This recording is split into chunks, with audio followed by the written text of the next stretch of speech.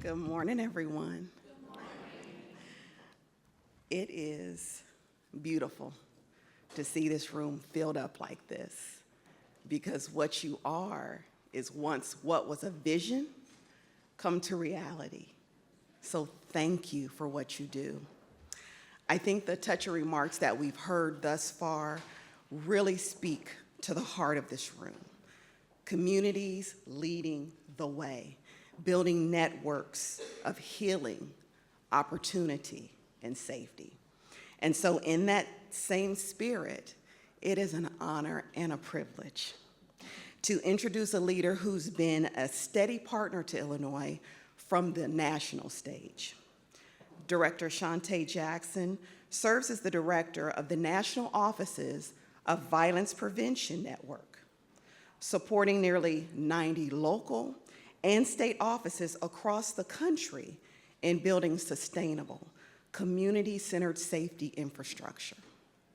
Her work has strengthened the field. It's supported the progress we're making, not only here in Illinois, but across the nation. And she brings a very rich history with her. From serving as the founding executive director of Baltimore's Mayor's Office of Neighborhood Safety and Engagement, to advancing restorative practices, community mediation, and systems reform, to shaping national strategies that center people closest to the pain and the possibilities. Shaped by both lived experience and national leadership, she continues to show that community leadership is public safety. Her theme today, harnessing the power of community to build sustainable impact, the work we share. This aligns perfectly with the light that you all bring to the work every day. So please join me in welcoming Director Shantay Jackson.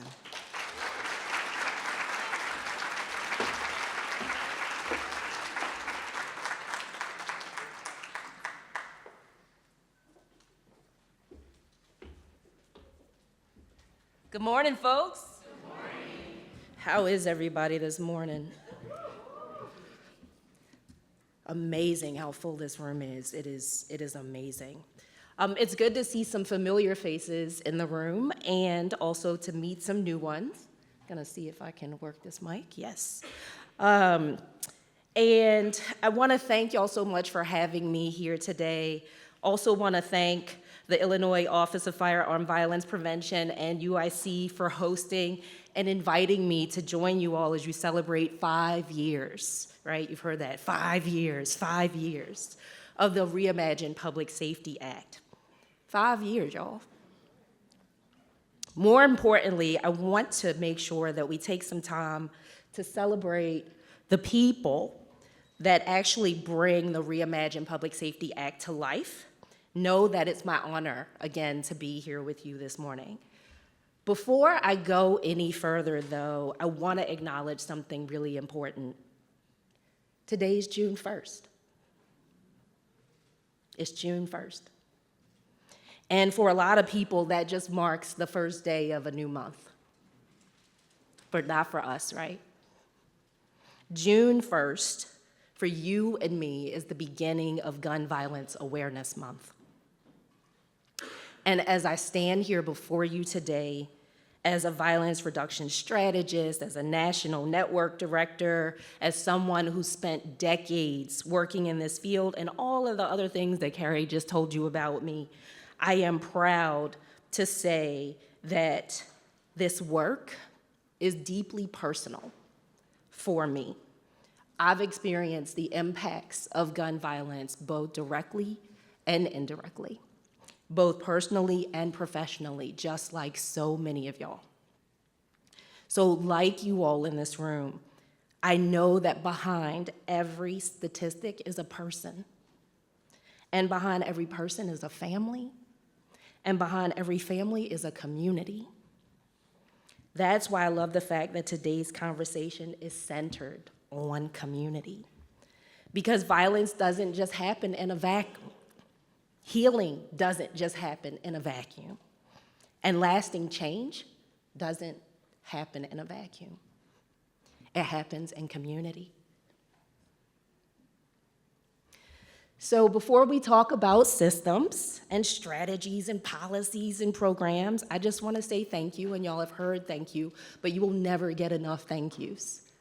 Because to Lee's earlier point, this work is hard. It's hard work, for sure, but it's hard work. And so I want to again say thank you to the Assistant Secretary and her team for inviting me to UIC. I just met Joe today. Thank you so much for hosting. Thank you to all of the community-based organizations that are represented here today, and thank you to the survivors. Thank you to all of us that are survivors. Thank you to the outreach workers. Thank you to the violence interrupters. Thank you to the mentors and the life coaches and the clinicians and the educators and the researchers and the organizers and the faith-based leaders. And thank you to the residents. Everybody who's doing this work, and usually doing this work when nobody else is watching, thank you. Know that we see you. You are seen. And I want to be honest here again because there's often an underestimation of how much of a toll this work can truly take on us because of what it requires of villagers who are stepping into this space. It's emotionally demanding. It's often underfunded. And sometimes it can feel like progress is moving so much slower than we want it to be moving. But your presence in this room today is evidence that people haven't given up. And that's worth celebrating, y'all. I've come to believe something over the years. Community leadership isn't part of public safety. Community leadership is public safety. So, the title of today's talk is Harnessing the Power of Community to Build Sustainable Impact, the Work We Share. And when I first started thinking about the presentation, I got stuck on one word: harness. Harness. What does it actually mean to harness something? When we harness water, we create power. When we harness sunlight, we create power. Harnessing doesn't mean admiring something. It doesn't mean celebrating something. And it absolutely doesn't mean inviting people into a room after all the decisions got made already.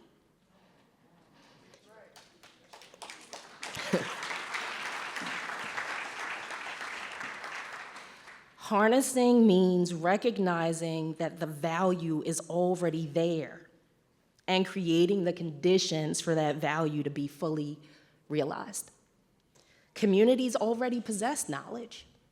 Communities already possess relationships and resilience and solutions. The question isn't whether communities have power.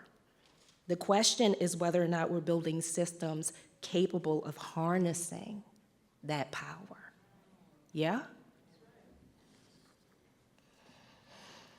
So let me ask a quick question. Raise your hand if you do violence prevention work. How about violence intervention work? What about community transformation work? What about public safety work? I'm hoping y'all looking around this room. What about public health work? Now, the funny thing is that was a trick question, because y'all know better than I do that many of you are doing more than one of those things, right? And some of you walked into this room not even thinking of yourselves as violence reduction practitioners, but you are. If you're mentoring young people, you're doing violence reduction. If you're life coaching folks, you're doing violence reduction. If you're helping families access housing, you're doing violence reduction. If you're helping somebody find a job, that's violence reduction. If you're organizing residents, that's violence reduction. If you're helping people heal, Come on now. That's violence reduction. The work might look different, but the mission is a shared one. So let's get into it. Y'all ready? Let's go. So one of the biggest mistakes that I believe that we make in this field is that we treat violence reduction like it's a singular thing. Violence reduction is a continuum. This is something that I share with folks all the time, and I want to share it with y'all today here in Chicago. If we think about violence reduction as a continuum of care, a series of ecosystems that have to operate together in order to be successful, one of the things that I share with folks is this. Just think about your body for a second. Your body's got multiple systems that have to operate all on their own, but they also have to operate together in order for you to stay alive, right? Think about your respiratory system. Those lungs, that nose, the uvula to swallow, right? And breathe separately. Think about your circulatory system. Think about your nervous system. Each of those systems has a specific purpose. Each of them have a specific set of functions, but none of those systems are competing with each other. They are not competing with each other. They're working together to keep you healthy. And that's why I want to introduce y'all to a framework that's become increasingly important to me.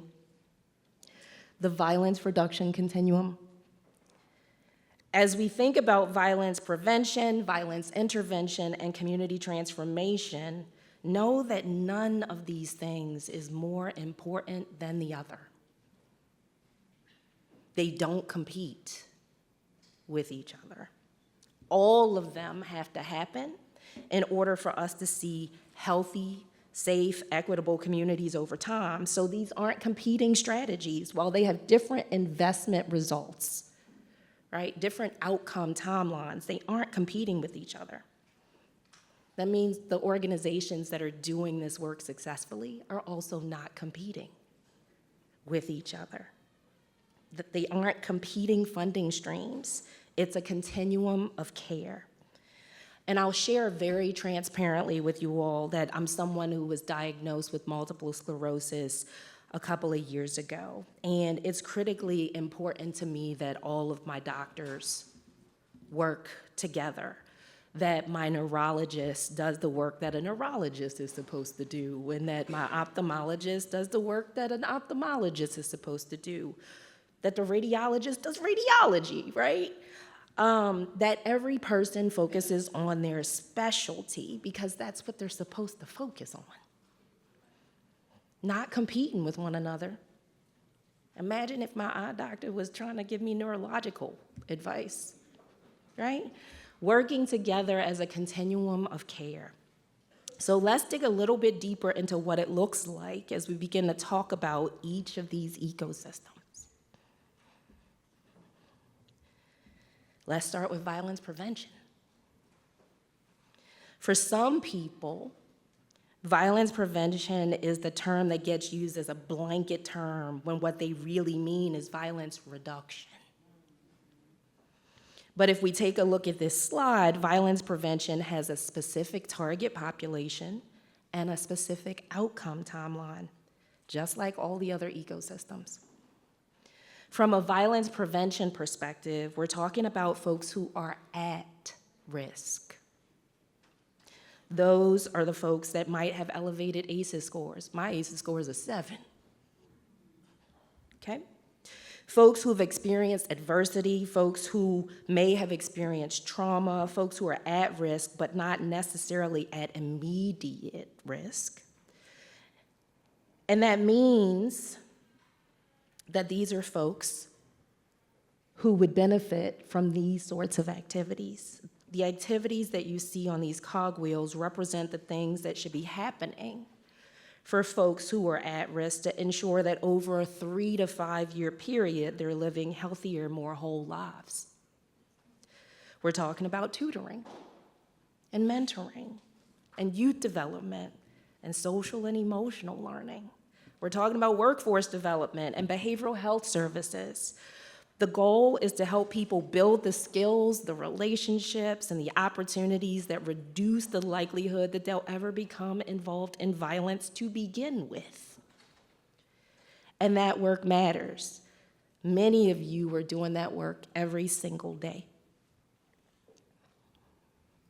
Now let's talk about violence intervention. Because sometimes prevention isn't enough. When we're talking about people who are at the highest risk of perpetrating violence and or becoming a victim of violence, sometimes that risk is immediate. You all know as well as I do that if I'm someone that's going out on the streets and I'm thinking about bodying somebody, the person that I'm thinking about bodying is probably carrying too, right? And so there's a high likelihood that I might be a perpetrator and a victim in the same moment, right? So when we talk about folks who are carrying a gun and being at risk of being shot because you're in conflict with somebody that's also carrying a gun, prevention isn't enough. We're talking about folks that are at risk of being shot this week, tomorrow, in the next few hours, or shooting somebody this week. And that's where intervention comes in. This is what we're doing when the work has to happen for folks who are at the highest risk of either being a shooter or being shot and or being shot. This is where we see outcomes in a 1 to 3 year period because of the specificity of our focus on these individuals and the intensity of the engagement with them, right? If I'm talking to someone who's on the verge of being shot and or being a shooter, I need to be touching base with them 3 times a day at a minimum, is what the field teaches us.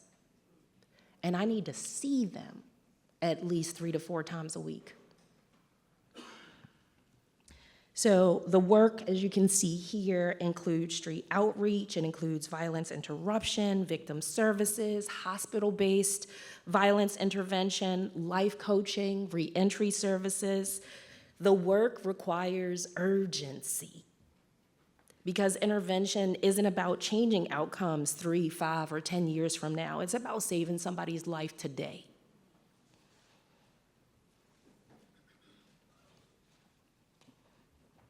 And then, last but not least, let's talk about community transformation. Because community transformation is about systems reform.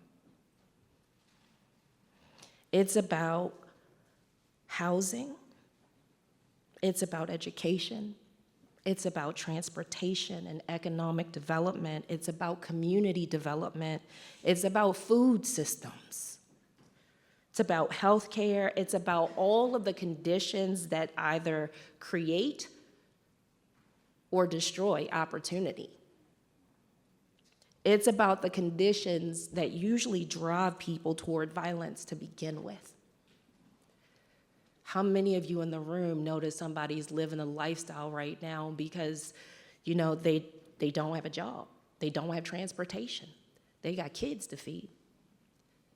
Or someone whose parent is dealing with active addiction right now and they're responsible for taking care of their siblings. These are the conditions that I mean.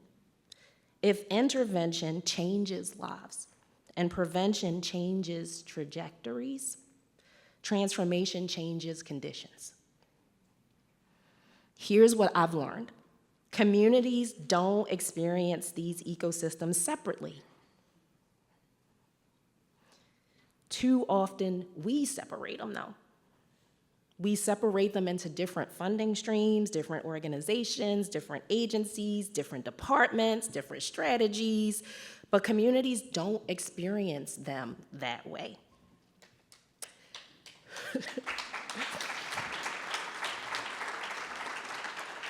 And I want to bring this point home for you all. I want to tell y'all about a mother that I met one morning when I was serving as the executive director of the Baltimore Office of Neighborhood Safety and Engagement. I was walking into City Hall one morning and security stopped me and said that somebody was looking for Director Jackson.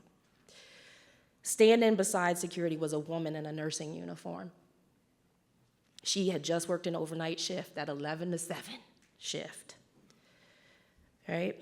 And instead of going home and getting some sleep, she came looking for me.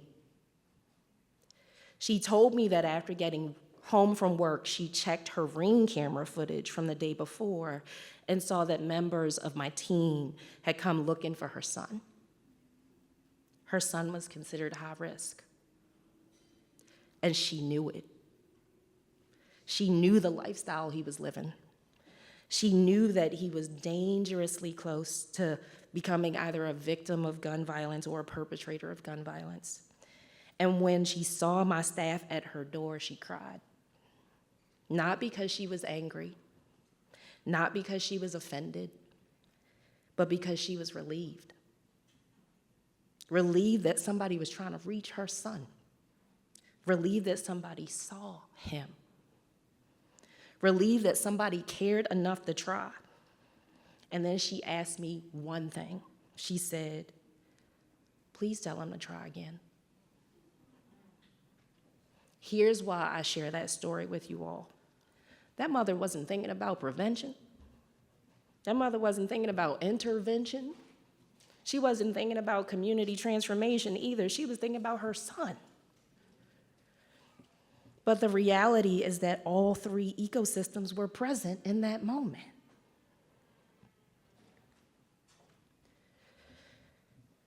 So the mistake that we keep making is that we too often argue about which ecosystem matters the most. Is it prevention or is it intervention? Is it public safety or is it public health? Is it programs or is it the system? At the end of the day, communities don't have the luxury of making those distinctions.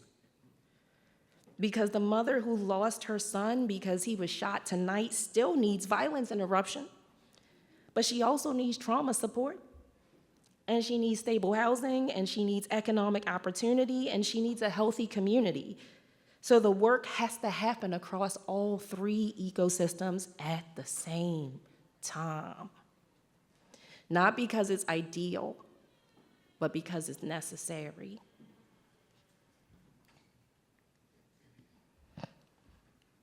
So as we reflect back on the last 5 years of the Reimagine Public Safety Act, I think it's worth pausing for a minute and acknowledging what Illinois did.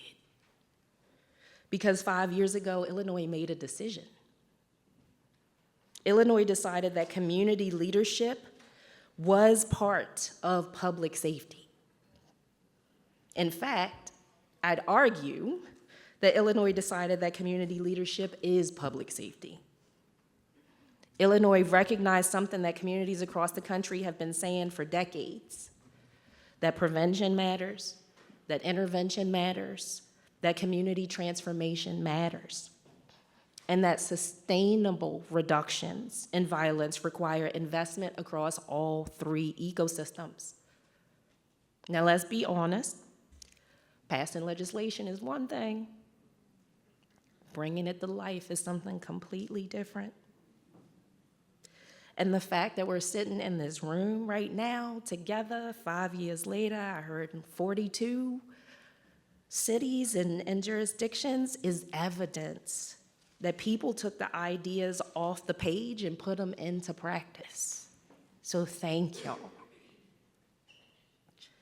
Community leaders and residents and survivors and outreach workers, violence interrupters and service providers, faith-based leaders, researchers, advocates, public servants, and all of the others. The Reimagine Public Safety Act might have created the opportunity, but the people in this room created the progress. And I think there's an important lesson to that, because sustainable impact isn't built through just one grant, or just one program, or just one leader. Sustainable impact happens when community leadership becomes infrastructure, when relationships become systems, when investments become commitments, and when collaboration becomes your culture. And when communities remain at the center, regardless of who's in office or where the funding comes from, it's never going to end. This becomes work that you can do in perpetuity. And so here's my challenge to you all. Let's stop asking, how do we sustain programs? Let's start asking, how do we sustain outcomes? Because systems outlive grants, and communities outlive administrations. And outcomes matter more than activities.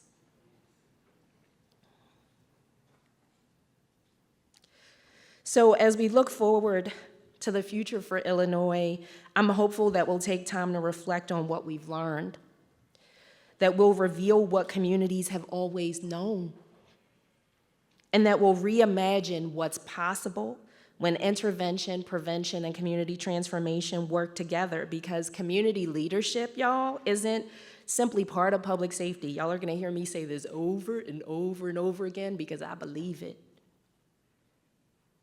Community leadership is public safety. And the work we share is bigger than any one organization or any one strategy or any one sector.